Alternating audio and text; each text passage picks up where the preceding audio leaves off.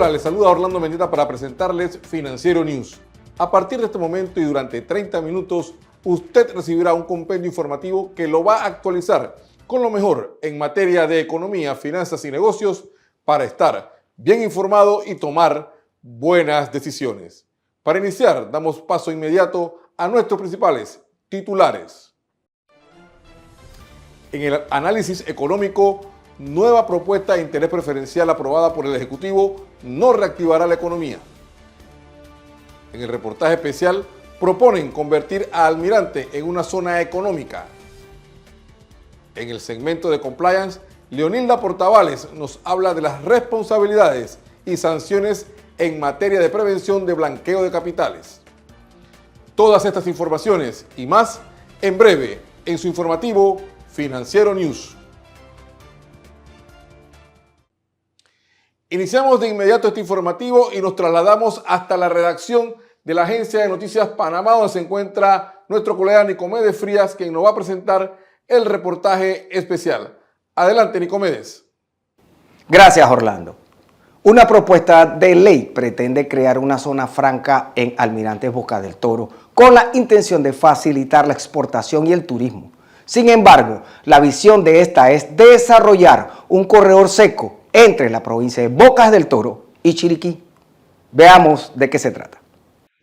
Aunque la idea de desarrollar una zona franca en Almirante Bocas del Toro data desde el 2015, la Comisión de Comercio de la Asamblea de Diputados acoge la idea y va más allá: crear un corredor bioceánico entre Chiriquí y Bocas del Toro. Es un tremendo proyecto, un proyecto que va a traer comercio para la zona, también lo que es la distribución de mercancía en todo lo que es el área del Caribe. Inclusive se puede hasta llegar a un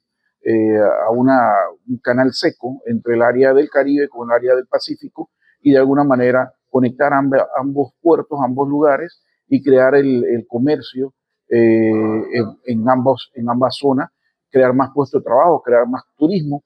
Empresarios ven con buenos ojos este proyecto, pero advierten que el proyecto de ley deberá contemplar la conectividad marítima.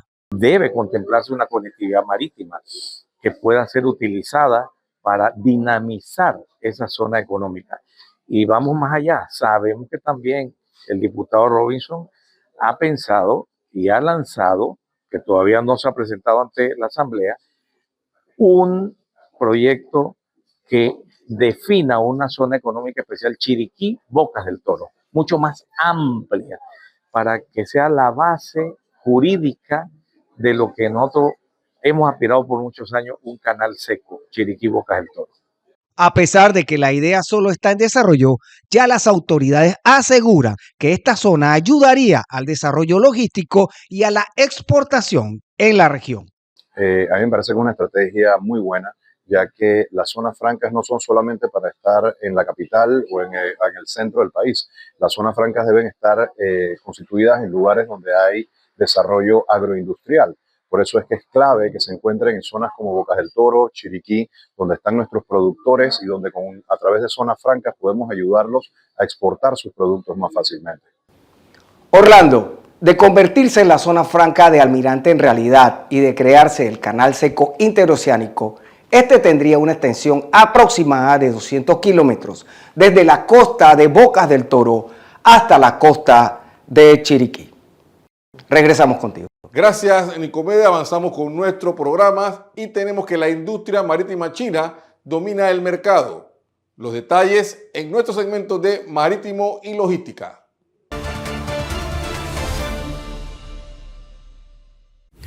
Estados Unidos continúa con su política dura contra China y ahora, en una importante medida de represalia, anunció incremento de tasas portuarias que podrían costar millones de dólares a las líneas de contenedores marítimos y otras líneas navieras chinas que recalen en puertos estadounidenses. La propuesta de la Oficina del Representante de Comercio de Estados Unidos establece que un operador de buques de China pagará hasta $1 millón por buque que recale en un puerto de Estados Unidos. La recalada de un buque construido en China pagará hasta 1,5 millones y un cobro de hasta $1 millón por recalada para los operadores navieros si más del 50% de sus órdenes de nueva construcción son con astilleros chinos. La medida tendrá impacto en COSCO, la cuarta mayor línea de contenedores del mundo. Además, tendrá efecto en la cadena de suministro marítimo que abastece al mayor mercado del mundo, donde las principales líneas navieras operan en una compleja red de cooperación que abarca desde rutas de servicio hasta los acuerdos de atraque y el uso compartido de buques. Cabe mencionar que alrededor del 17% de los portacontenedores que recalan en los puertos estadounidenses son de fabricación china.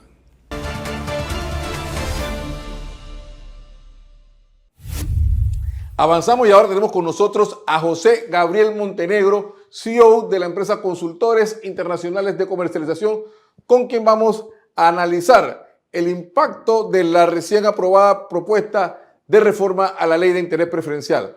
José, bienvenido a Financiero News. Gracias, Orlando. Hoy vamos a hablar sobre el estado actual del mercado inmobiliario de Panamá. Y es importante decir que el anteproyecto de ley que ha sido sometido a la Asamblea, en nuestra opinión, sencillamente va a intentar detener la hemorragia, pero no funciona para reactivar la economía. En este primer cuadro podemos ver cómo la venta de unidades ha ido cayendo y en el año 2024 vendimos 1.369 unidades menos y 350 millones de dólares menos del mundo inmobiliario. Y esto es solo el gran área metropolitana.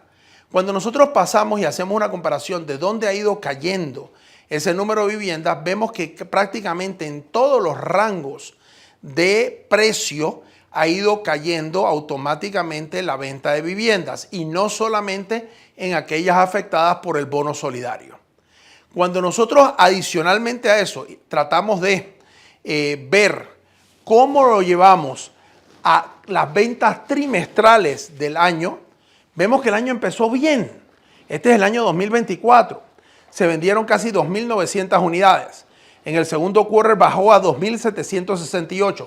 En el tercer trimestre ya vemos el inicio de la caída hasta 2.518 y en el cuarto trimestre lastimosamente vemos una caída de 42% hasta 1.684 unidades. Y cuando vemos lo que pasó en el mes de enero, porque estas estadísticas son recientes, nos podemos dar cuenta que el mes de enero comparado contra el 2024, la industria vendió 48% menos unidades que el año anterior. Ahora vemos la presentación del anteproyecto de ley de interés preferencial y lo comparamos con la ley 399 del año 2023, que era la que estaba vigente. Vemos que hasta $50,000 se mantiene, no se agranda, no se aumenta, se mantiene el interés del 4%. Entre 50,000 y 80,000 se rebaja medio punto del 4 al 3.5 y se reduce de 10 años a 7 años no renovable el monto de tiempo de este subsidio. Entre 80 y 120 se rebaja un punto y se baja de 8 años a 6 años el tema. Y se eliminan o no se renuevan de 120,000 en adelante. Cuando podemos ver eso tiene un impacto automático en el número de personas que hoy pueden acceder a una vivienda. Tomemos, por ejemplo, una vivienda de $70,000 que antes tenía un bono solidario y que usted con un ingreso familiar mínimo de $700 podía comprar.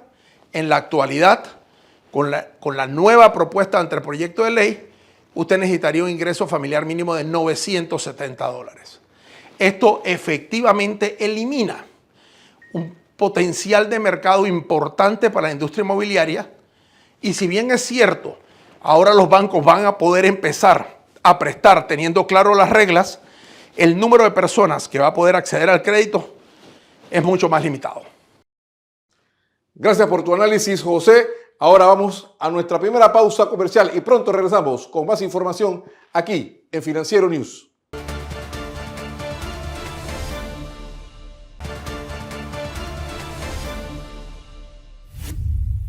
Estamos de vuelta y por la importancia que tiene para Panamá mantenerse fuera de las listas discriminatorias internacionales, creamos este segmento Compliance para ayudar a difundir la importancia de la prevención de delitos financieros, entre ellos el blanqueo de capitales, el financiamiento al terrorismo y el fraude fiscal. En esta tarea invitamos a participar a expertos en la materia y para hoy tenemos con nosotros a Leonilda Portavales, abogada y especialista en la materia, quien nos va a hablar hoy sobre las responsabilidades en materia de cumplimiento de la prevención del blanqueo de capitales. Leonilda, bienvenida a Financiero News. Gracias, Orlando. Para mí es un gusto estar aquí. Hoy vamos a hablar sobre el cumplimiento en las empresas. El cumplimiento en las empresas se refiere al conjunto de normas que le aplican a una empresa y los mecanismos que éstas establecen para lograr dicho cumplimiento. Hay muchas normas que les aplican a las empresas, normas fiscales, de seguridad social, municipales, pero hoy en día a algunas empresas les aplica también el cumplimiento de normas de prevención de blanqueo de capitales. La Ley 23 de 27 de abril de 2015 es la Ley Panameña de Prevención de Blanqueo de Capitales, Financiamiento del Terrorismo y Financiamiento de la Proliferación de Armas de Destrucción Masiva. Un aspecto clave que introdujo esta norma es que antes solo cumplían los sujetos obligados financieros, que incluyen a los bancos, las aseguradoras, las cooperativas, pero hoy en día cumple un nuevo grupo que se llama sujetos obligados no financieros, dentro de los cuales se encuentran empresas relacionadas al sector de la construcción, de bienes raíces, los casinos, las salas de juego, los que venden autos de primera y de segunda, todas las empresas que se encuentran ubicadas dentro de la zona libre de Colón y de otras zonas francas, así como las actividades de abogados y contadores en algunos aspectos que establece la ley. Los sujetos obligados no financieros tienen dos obligaciones de registro, una ante la Unidad de Análisis Financiero y otra ante la Superintendencia de Sujetos No Financieros, que es su supervisor. Cualquier persona puede entrar a la página web de la superintendencia y verificar si la empresa con la que está haciendo negocios está registrada. Además de la obligación de registro, el primer paso del cumplimiento es designar una persona de enlace. Esta persona será el vínculo entre la empresa, la unidad de análisis financiero y la superintendencia. Luego también las empresas tendrán que desarrollar manuales de prevención, en donde trabajan lo que es el conocimiento de los clientes y del beneficiario final. Desarrollarán matrices de clasificación de riesgo de clientes e incluso de autoevaluación de riesgo y deben llevar un programa de capacitación anual de sus empleados. El incumplimiento de la norma de prevención de blanqueo de capitales en Panamá tiene sanciones. Las sanciones van desde 5.000 hasta 5 millones de dólares. Al día de hoy, las sanciones se publican en el portal de la superintendencia y más de 40 empresas y profesionales han sido sancionados al día de hoy. Para Panamá es muy importante el cumplimiento en temas de prevención de blanqueo de capitales. Esta norma vino a fortalecer la transparencia y a proteger no solo a las empresas, sino la economía nacional.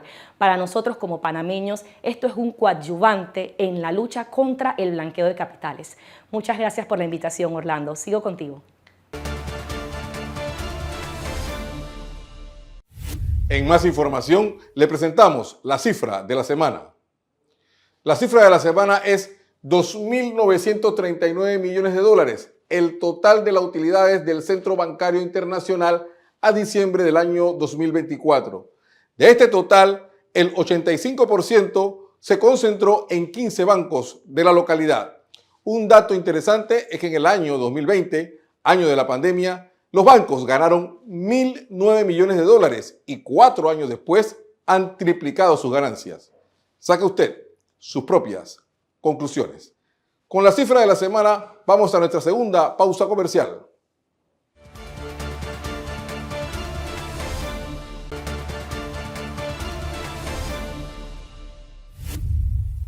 Estamos de vuelta y nos vamos hasta Lima, Perú, donde se encuentra José González, Managing Partner de GCG Advisor, con quien analizaremos cómo están los mercados.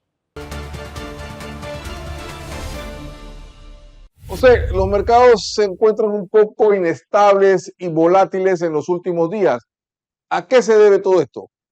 En efecto, Orlando, particularmente los mercados de acciones, en la medida que los mercados de renta fija se han mantenido estables con la tasa de el retorno de la nota del Tesoro de los Estados Unidos a 10 años, manteniéndose en niveles bajos por debajo de ese récord del 5% que había advertido riesgos hace unas semanas. Los mercados de acciones, sin embargo, volátiles y muy pendientes de los anuncios y las medidas tarifarias de la administración Trump, que en estos días ha dicho que va a aplicar el 4 de abril las tarifas a México y Canadá que habían sido postergadas por 30 días. Al mismo tiempo señala que van a aumentar las tarifas a China y ha ordenado al Departamento de Comercio hacer un estudio en los próximos meses para decidir si va a imponer tarifas o no al cobre que afectarían singularmente a China, a Canadá, México y de alguna manera a Perú, entre otros países, el Congo, productores de cobre,